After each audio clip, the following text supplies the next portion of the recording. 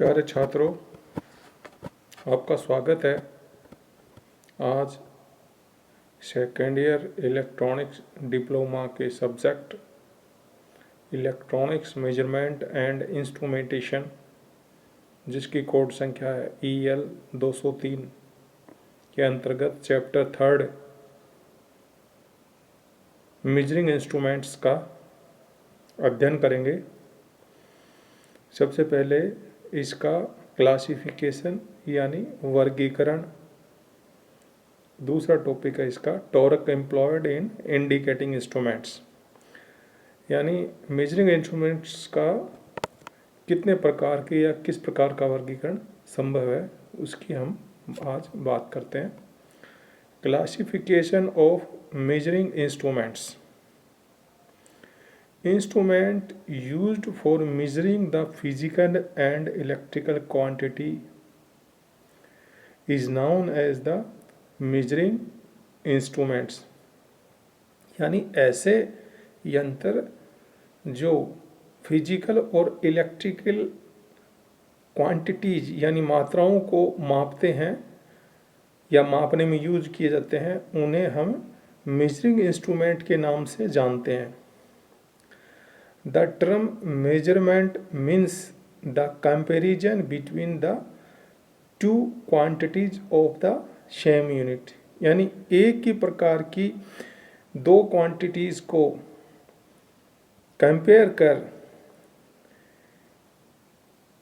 किया जाता है, जिसे हम मेजरमेंट के रूप में जानते हैं। यानी कोई मेजरमेंट जब हम करते हैं तो दो क्वांटिटीज को, एक क्वांटिटी को हम आधार मानते हैं, दूसरे उसके सापेक्ष दूसरी क्वांटिटी को हम मापते हैं। Magnitude of one of the quantity is unknown and it is compared with the pre defined value, यानी पूर्व से निश्चित एक मान के सापेक्ष एक अनजान क्वांटिटी को मापने का प्रयास किया जाता है और उसका मान ज्ञात किया जाता है। इस प्रकार जो रिजल्ट होता है कंपैरिजन का, वो न्यूमेरिकल वैल्यू के रूप में यानी संख्यात्मक मान के रूप में हमें प्राप्त होता है। मेजरिंग इंस्ट्रूमेंट को अगर कैटेगराइज करते हैं तो तीन प्रकार के संभव है। इलेक्ट्रिकल इंस्ट्रूमेंट्स, जैसे नाम से पता चल रहा है, यानी इलेक्ट्रिकल से जुड़े हुए क्वांटिटीज को मापन जो करें। इलेक्ट्रॉनिक इंस्ट्रूमेंट जो इलेक्ट्रॉनिक क्वांटिटीज से जुड़ी मात्रा को माप सके। मैकेनिकल इंस्ट्रूमेंट जो फिजिकल क्वांटिटी को मापने के काम आते हैं। Mechanical instrument uses for measuring the physical quantities. Physical quantity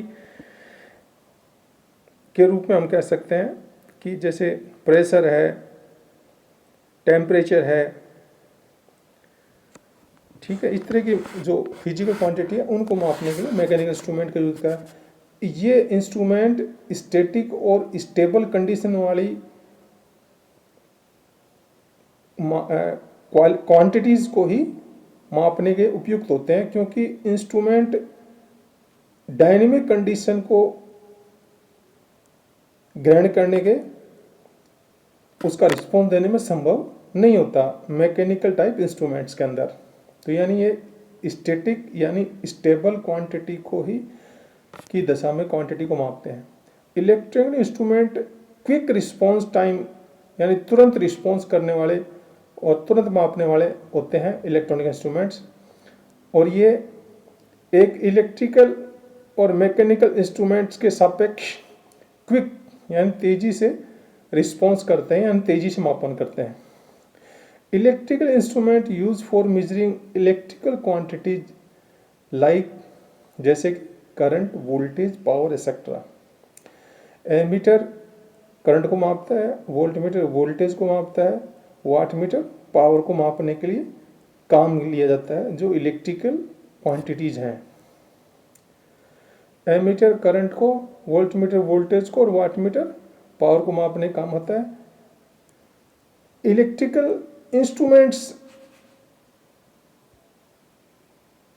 का वर्गीकरण उनकी आउटपुट रीडिंग जो रिप्रेजेंट होती है उसके मेथड्स पर निर्भर करता है। इंस्ट्रूमेंट्स हैं उनको 3 प्रकार से क्लासिफाई के बारे में हमने ऊपर बताया, जैसे मैकेनिकल इंस्ट्रूमेंट, इलेक्ट्रिकल इंस्ट्रूमेंट और इलेक्ट्रॉनिक इंस्ट्रूमेंट। इलेक्ट्रिकल इंस्ट्रूमेंट आगे उसको आउटपुट के आधार पर और वर्गीकरण किया गया है, एब्सोल्यूट, इनडायरेक्ट और सेकेंडरी डायरेक्ट। सेकेंडरी डायरेक्ट को आगे क्लासिफाई किया गया एनालॉग इंस्ट्रूमेंट और डिजिटल इंस्ट्रूमेंट्स। एनालॉग इंस्ट्रूमेंट्स होते हैं डिफ्लेक्टिंग इंस्ट्रूमेंट्स और null deflection type instruments. Deflecting instruments में आते हैं indicating instruments, integrating instruments, recording instruments. तो ये क्लासिफिकेशन बताएं इनका। जैसे कि नाम से पता चलता है, एनालॉग में क्वांटिटी सतत प्राप्त होती है और डिजिटल में डिस्क्रीट रूप में टुकड़ों, छोटे छोटे टुकड़ों के रूप में सिग्नल आते रहते हैं और वो डिजिटल के रूप में मापन करते हैं। डिजिटल में संख्या के रूप में दिखाई देते हैं, एनालॉग में एक पॉइंटर लगा होता है, निडल होती है, वो स्केल के ऊपर रोटेट करती है, घूमती है और उसके अकॉर्डिंग मापन होता है। ये इसका मेजरिंग इंस्ट्रूमेंट्स का वर्गीकरण है।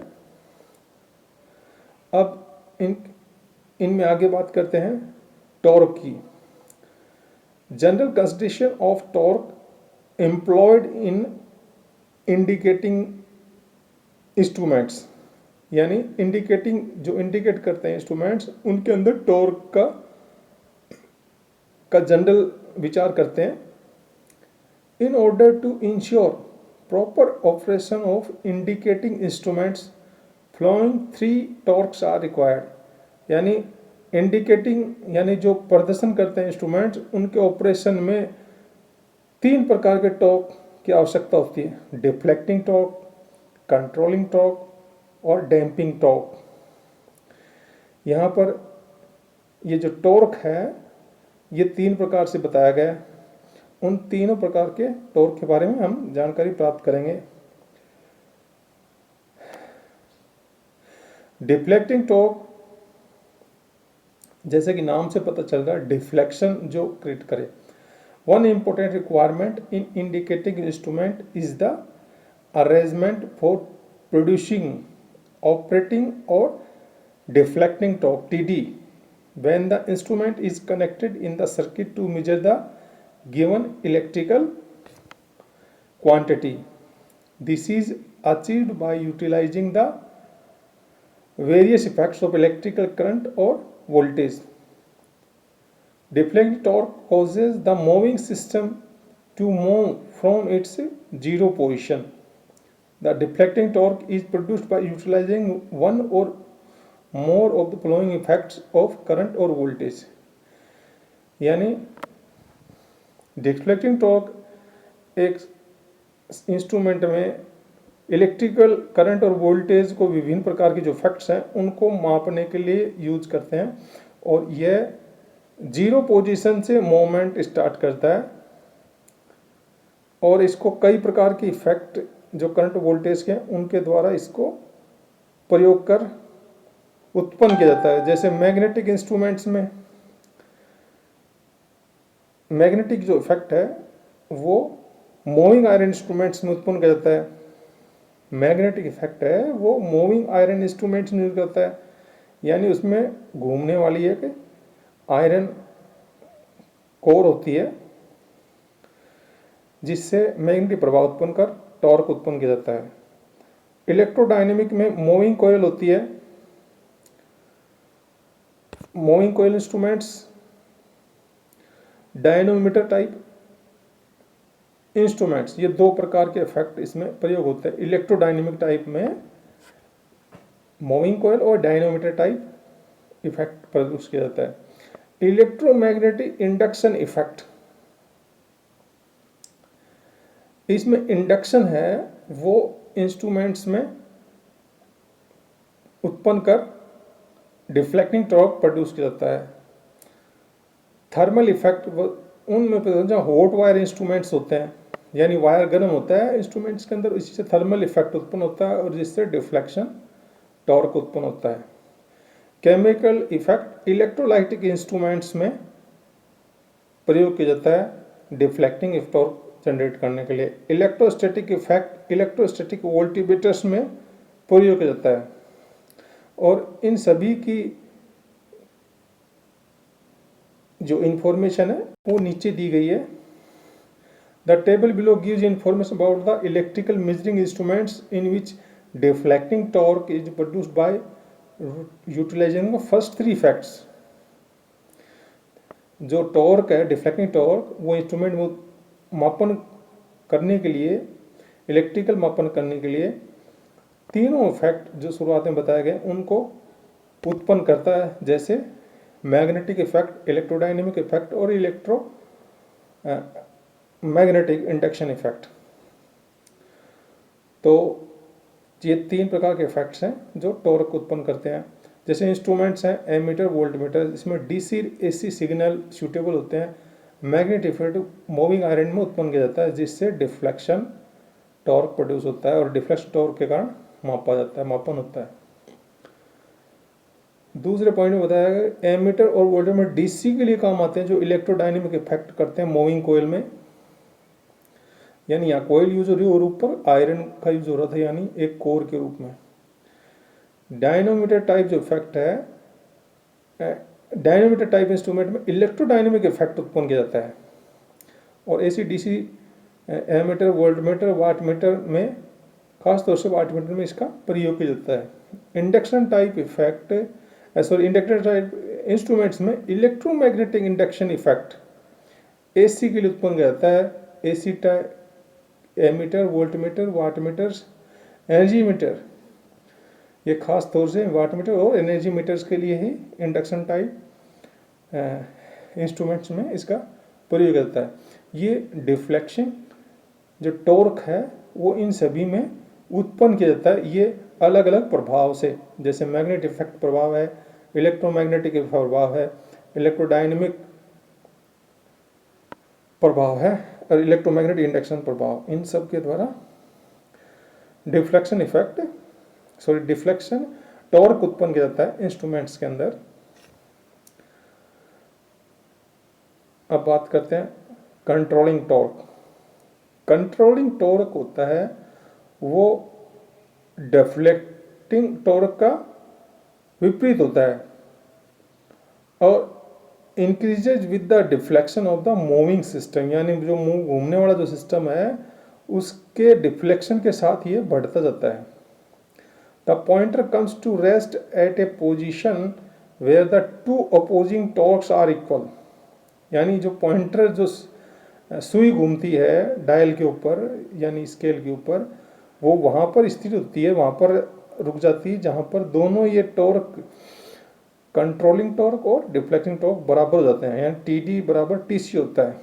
The controlling torque performs two functions, यानी कंट्रोलिंग टॉर्क है वो दो कार्य संपादित करता है। Controlling torque increases with the deflection of the moving system so that the final position of the pointer on the scale will be according to the magnitude of an electrical quantity,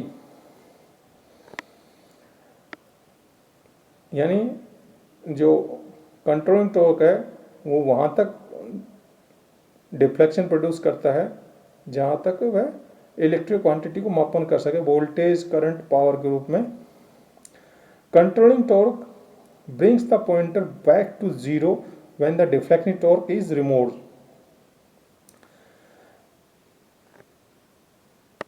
controlling torque pointer को वापस zero पे लाकर स्थित कर देता है जब deflecting torque को हटा लेने पर।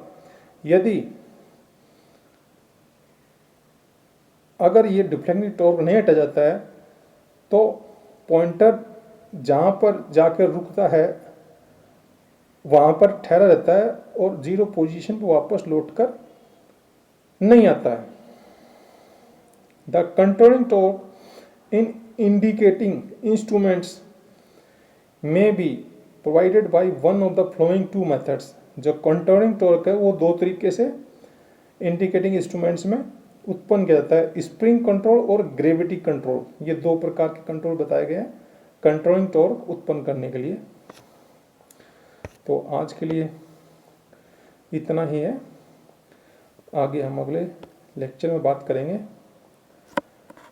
Thank you.